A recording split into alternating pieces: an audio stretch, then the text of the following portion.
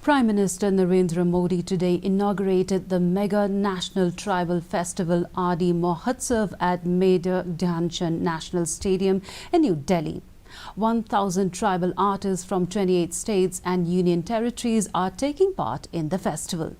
39 Vandhan Vikas Kendras from 17 states and union territories are participating in this Mahotsav.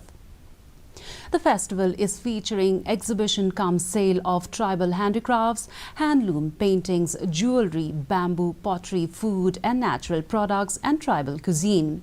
The rich and diverse heritage of tribes from across the country are showcasing in over 200 stalls.